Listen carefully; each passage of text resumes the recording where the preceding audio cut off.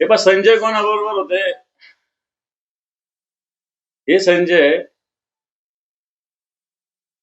जे आहेत धृतराष्ट्रांना खऱ्या अर्थानं लढाई काय चालली ही सांगायचं साठी संजय काम करत होते महाभारतात.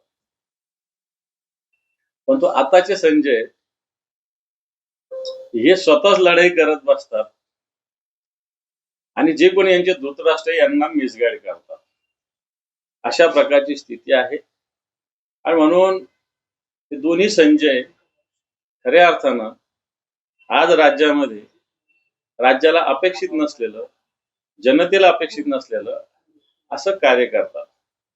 आणि म्हणून हे धृतराष्ट्र आणि हे संजय दोन्ही मला असं वाटतं निश्चित महाराष्ट्राला अधोगतीला नेतील. संजय नावच धोकादायक आहे म्हणजे. अर्जुन संजय हा, संजय राऊत साहेब हे अर्जुन आहेत, हे लढतायत. या सगळ्या मला असं वाटतं कौरवाशी हे सगळे एक झालेलेच आहे ना, वेगवेगळ्या विषयाचे. हे सगळे लोक एक झालेले. अजितदादा असेल, किती अपराध आहे.